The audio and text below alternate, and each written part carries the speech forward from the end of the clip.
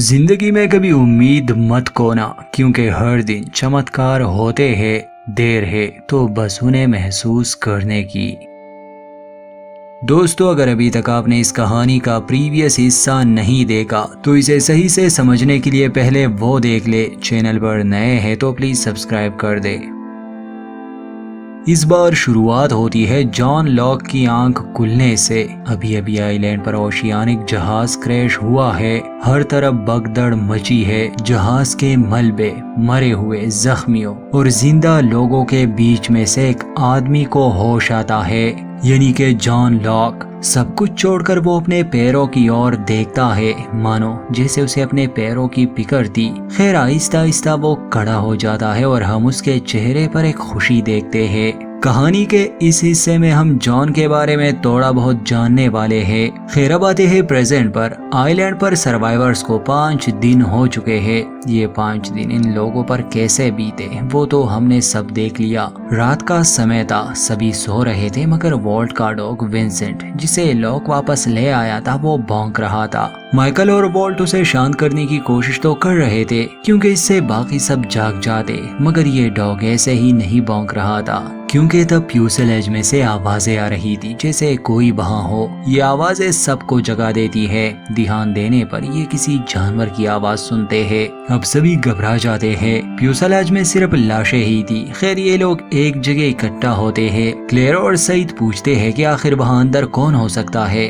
अंदर तो सिर्फ लाशें हैं। जैक कहता है कि जरूर ये सॉयर होगा, उसे दूसरों का सामान लूटने का शौक है। मगर ये कहते ही पीछे से सॉयर की आवाज आती है कि गधे मैं तुम्हारे पीछे खड़ा हूँ। फिर जैक और सॉयर लाइट लेके अब फ्यूसेलाज में देखने जाते हैं। ये आहिस्ता आहिस्ता बढ़ रहे थे, क्योंकि ऑलरेडी सभी डरे हुए थे, क्योंकि इस आइलैंड पर कुछ तो है। जब ये फ्यूसेलाज में देखते हैं तो जंगली बोर्स लाशों को खाने में लगे थे, मगर इन्होंने सही से अभी तक कुछ देखा नहीं था। जैसे ही वो जानवर इनकी आहट सुनते हैं, वो बाहर की तरफ भाग जाते हैं और ये सब लोग भी भागने और चिल्लाने लगे। खैर, ये बोर्स तो जंगल में भाग जाते हैं। बाकी सबको पता नहीं था। जॉन सबको बताता है कि असल में ये जंगली बोर्स थे जो लाशों को खाने आए थे। इस हादसे के बाद जैक, सईद, चार्ली और केट उन लाशों के बारे में डिस्कस करते हैं। जैक बताता है कि देखो, हमें इन लाशों को जलाना होगा, यही सबसे अच्छा ऑप्शन है। बाकी सब इस बात से एग्री नहीं थे। सईद कहता है कि वहाँ 20 लाशें हैं, हर किसी का अपना बिलीव होगा,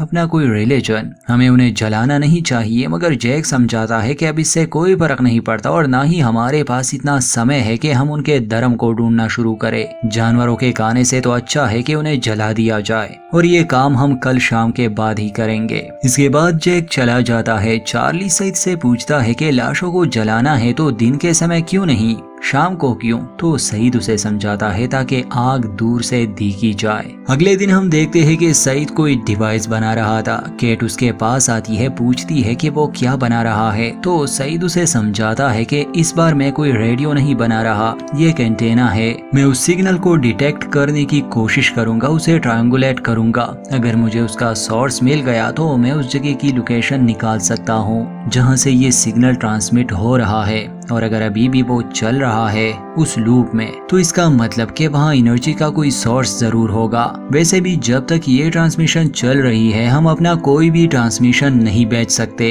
इसलिए हमें उसे बंद करना ही पड़ेगा, ये जरूरी है। केट भी इस आइलैंड से निकलना चाहती थी, और ऐसा क्यों था ये तो अब हमें पता है कि असल में वो एक फ्यूजिटिव है। वो भाग रही है और जितनी जल्दी हो सके इस आइलैंड से निकल जाए। खैर, अब सभी लोग लकड़ियां इकट्ठा कर रहे थे, क्योंकि आज शाम ये उन लाशों को जलाने वाले थे। उस समय मिस्टर लॉक एक ब्रीफ केस खोलता है, जिसे देखकर वो खुश था। थोड़ी देर बाद सॉयर और हर्ली का झगड़ा शुरू हो जाता है, वो भी पीनट्स पर। हर्ली कहता है कि ये मेरे है और सॉयर कह रहा था कि नहीं, ये मैंने ढूंढे है। ये झगड़ा देखकर जैक और बाकी सब भी वहाँ आते हैं। जैक उन्हें कहता है कि लड़ो मत। हर्ली को कुछ और खाने के लिए कहता है, जिस पर हर्ली जवाब देता है कि और खाना नहीं बचा, सब खत्म हो चुका है। ये बात सुनते ही बाकी सब भी डर जाते हैं, मगर जैक सबको शांत करने की कोशिश कर रहा था। सईद कहता है कि हम जंगल में कुछ ना कुछ ढूंढ लेंगे। सॉयर प्लेन के सीट पर बैठ जाता है और कहता है कि अच्छा, और वो हम कैसे ढूंढेंगे? और तभी एक नायब हवा में उड़ता हुआ उसके पास आकर लगता है।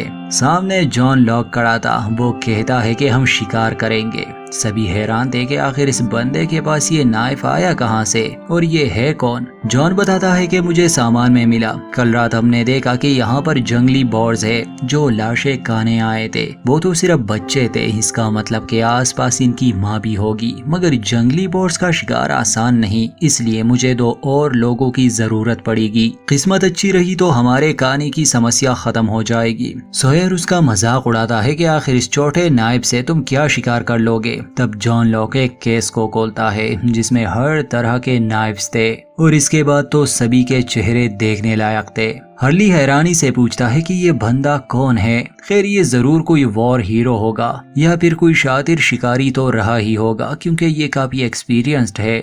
मगर जॉन लॉक की असली कहानी है क्या, ये हम धीरे धीरे जान जाएंगे। अब जॉन के साथ केट और माइकल शिकार पर जाने वाले थे। जंगल में केट जैक के पास आती है। जैक केट से कहती है कि अजीब है ना, जब भी कोई जंगल में जाता है तुम तैयार रहती हो। मगर केट जैक को समझाती है कि बात सिर्फ शिकार की नहीं है, वो सईद का बनाया एक डिवाइस ले जा रही है जिसे वो किसी ऊंचे पेड़ पर बांध देगी। केट तो अपने मतलब के लिए जा रही है। माइकल भी इनके साथ जा रहा था तो वो अपने बेटे वॉल्ट को सन के हवाले करता है कि मेरे आने तक इस पर नजर रखना। खैर सन को इंग्लिश आती नहीं, मगर माइकल की बात वो समझ जाती है। बाकी लोग जो थे वो फ्यूसलेज से सामान निकाल रहे थे, बस लाशों को वहाँ रहने देते हैं। इस बीच क्लेयर को कुछ तस्वीरें मिलती है तो वो जैक को कहती है कि ये सभी लोग जो इतने खुशकिस्मत नहीं थे कि इस क्रैश में जिंदा बच पाए हमारी तरह, शायद हमें इनके लिए कोई मेमोरियल रखना चाहिए। जैक क्लेयर को कहता है कि देखो क्लेयर, मुझे ये सब नहीं पसंद, ना ही मैं ये करने वाला हूँ। अगर तुम करना चाहती हो तो बेशक करो, मगर मेरे पास इसके लिए वक्त नहीं है। उस समय बून भी लकड़ियाँ इकट्ठा कर रहा था। वो जैक के पास आता है, उसे कहता है कि दूर समंदर के किनारे वो लेडी बैठी है और मैंने गौर किया है कि वो पिछले 2 दिन से वहाँ है। उसने ना कुछ खाया ना पिया, शायद तुम्हें उससे बात करनी चाहिए। जैक कहता है कि देखो मैं कोई साइकियाट्रिस्ट नहीं हूँ और तुम मुझे ये क्यों बता रहे हो। तो बून कहता है कि मैंने इसलिए तुम्हें बताया क्योंकि तुमने ही उसकी जान बचाई थी। बून शैनन के पास भी आता है, उसे कहता है कि तुम्हें बाकी सब के साथ काम करना चाहिए। अब तो खाना भी खत्म हो चुका है तो शैनन गुस्से में कहती है कि मुझे परवाह नहीं, समंदर मछलियों से भरा है, मैं मछली ही खा लूंगी। बून उस पर हंसता है कि तुम नहीं कर पाओगी, मगर शैनन कहती है कि तुम देख लेना। थोड़ी देर बाद जैक एक ब्लैंकेट और पानी लेके रोज के पास आता है, उससे बात करने की कोशिश करता है कि तुम्हें मैं याद हूँ, क्रैश से पहले मैंने ही आपको कहा था कि फिक्र ना करे, सब कुछ ठीक हो जाएगा। मगर रोज खामोश वहाँ बैठी थी तो जैक भी कुछ टाइम के लिए उसके साथ बैठ जाता है। वहाँ शैनन जाती है चार्ली के पास, उससे बात करती है और वॉक पर जाने के लिए कहती है। अब चार्ली तो बेटा ही ऐसे मौके की तलाश में था। शैनन उससे पूछती है कि क्या तुम मछलियाँ पकड़ सकते हो। अब चर्सी लड़की को इम्प्रेस करने के लिए कहता है कि हाँ, बचपन में अक्सर मैं अपने ग्रैंडपा के साथ जाता था, उसने मुझे काफी कुछ सिखाया है, मतलब सिखाया था क्योंकि अब वो नहीं रहे। चार्ली खुद तो मछलियाँ पकड़ नहीं सकता था, इसलिए वो हर्ली की मदद करता है और अब ये 2 नमूने किनारे पर मछलियाँ पकड़ने की कोशिश कर रहे हैं। अब जाते हैं शिकारियों के पास, मतलब के लॉक, केट और माइकल। जॉन बॉर्स को ट्रैक कर रहा था और काफी चलने के बाद उन्हें बॉर्स का ठिकाना भी मिल जाता है। जॉन सबको खामोश रहने का कहता है क्योंकि मदर बोर आसपास ही थी, मगर माइकल आवाज निकालता है जिससे बोर भागने लगा, मगर भागते टाइम वो माइकल के पैर को जख्मी कर देता है। लॉक और केट भी गिर जाते हैं। लॉक थोड़े समय के लिए जमीन पर पड़ा रहता है। अब वो फिर से अपने पैरों की ओर देखने लगा। केट मदद के लिए चिल्ला रही थी। खैर लॉक कहता है कि मैं ठीक हूँ हेलन। केट पूछती है कि हेलन, आपने मुझे हेलन क्यों पुकारा, मगर लॉक इस बारे में कुछ नहीं कहता। केट माइकल का पैर तो बांध देती है और जॉन को कहती है कि हमें इसे वापस ले जाना होगा, मगर लॉक पर शिकार का भूत सवार था तो वो कहता है कि हाँ ठीक है, तुम इसे वापस ले जाओ, मैं अकेले ही उस बोर का शिकार करूंगा। केट उसे आवाज देती है कि जॉन तुम अकेले नहीं कर सकते। चलते चलते लॉक ये लाइन कहता है कि मुझे मत बताओ मैं क्या कर सकता हूँ और क्या नहीं, और गुस्से में बोर के शिकार पर अकेले ही निकल जाता है। केट माइकल की मदद करती है और उसे वापस बीच पर ला रही थी, मगर रास्ते में वो एक पेड़ पर चढ़ती है। माइकल को कहती है कि मुझे बस ये एंटेना लगाना है। जैसे ही केट चढ़ती है फिर से वो मिस्टीरियस डरावनी आवाजें और वो एक्टिविटी होने लगी।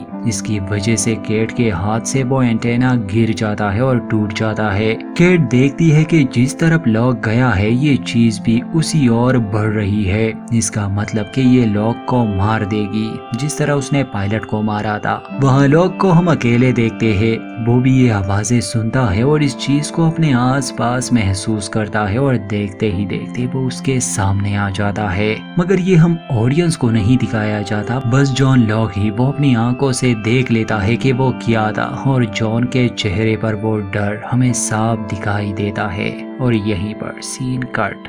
وہاں بیچ پر کلیئر اور کلیئر کے ساتھ کچھ اور لوگ مرے ہوئے لوگوں کے سامان کو چیک کر رہے تھے جس میں نام کا پتہ چل سکے۔ اسی سامان میں کلیئر کو ایک انویلپ ملتا ہے جس پر سعید لکھا تھا، تو کلیئر وہ سعید کو دیتی ہے۔ سعید یہ دیکھ کر کافی ایموشنل ہو جاتا ہے، کہتا ہے کہ مجھے لگا تھا میں نے اسے کھو دیا ہے۔ کھولنے پر اس میں ایک لڑکی کی تصویریں تھی جس کی کہانی ہمیں آگے پتہ چلے گی۔ خیر اب شام ہونے والی تھی، وہاں دور جیک اور روز بیٹھے تھے۔ آخر میں روز بات کرنے لگی، وہ کہتی ہے کہ ڈاکٹر تمہیں اپنا وعدہ پورا کرنے کی ضرورت نہیں۔ جیک پوچھتا ہے کون سا وعدہ؟ تو روز بتاتی ہے کہ پلین پر تم نے مجھ سے کہا تھا کہ جب تک تمہارا پتی نہیں آتا میں تمہارا ساتھ دوں گا اور تمہیں ڈرنے کی ضرورت نہیں، تو اب میں تمہیں اس وعدے سے آزاد کرتی ہوں۔ یہ سنتے ہی جیک ہنستا ہے اور کہتا ہے کہ اتنی آسانی سے میں آپ کا پیچھا نہیں چھوڑنے والا۔ وہ یہ بھی کہتا ہے کہ روز تمہیں یہاں اکیلے نہیں ہونا چاہیے، باقی سب کے ساتھ رہو، تم شوق میں ہو۔ تو روز پوچھتی ہے کہ کیا ہم سبھی شوق میں نہیں ہے؟ روز یہ بھی کہتی ہے کہ جیک تم اچھے انسان ہو، تم میں صبر ہے، تم سب کا خیال رکھتے ہو، شاید اسی لیے تم ایک ڈاکٹر بنے۔ جیک جواب دیتا ہے کہ بس جنم سے ہی ایسا تھا، یہ ہمارا فیملی بزنس ہے۔ پھر وہ روز کو کہتا ہے کہ کچھ دیر بعد ہم لاشوں کو جلانے والے ہیں، شاید تمہیں اپنے ہسبینڈ کی یاد میں کچھ کہنا چاہیے، اسے الوداع کہنا چاہیے۔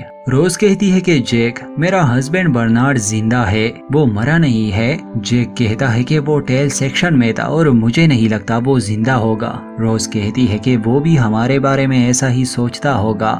خیر تھوڑی دیر بعد کیٹ اور مائیکل بیچ پر پہنچ جاتے ہیں۔ ہرلی جلدی سے مدد کے لیے جاتا ہے اور سوئر کیٹ کا مذاق اڑاتا ہے کہ مہان شکاری لوٹ آئے، تو ڈنر میں کیا ہے؟ اتنے ٹائم کے بعد آخرکار اپنا چرسی چارلی بھی ایک مچھلی پکڑنے میں کامیاب ہو گیا۔ وہ خوش تھا کہ چلو اب وہ شینن کے ساتھ ڈنر کرے گا، مگر بون یہ دیکھ لیتا ہے، وہ آتا ہے شینن پر غصہ کرتا ہے کہ اس نے چارلی کا استعمال کیا بس شرط جیتنے کے لیے، اور چارلی سے معافی مانگتا ہے کہ شینن ایسی ہی ہے، سب کو یوز کرتی رہتی ہے۔ یہ سمجھنے کے بعد چارلی کافی دکھی ہو جاتا ہے اور شاید غصہ بھی۔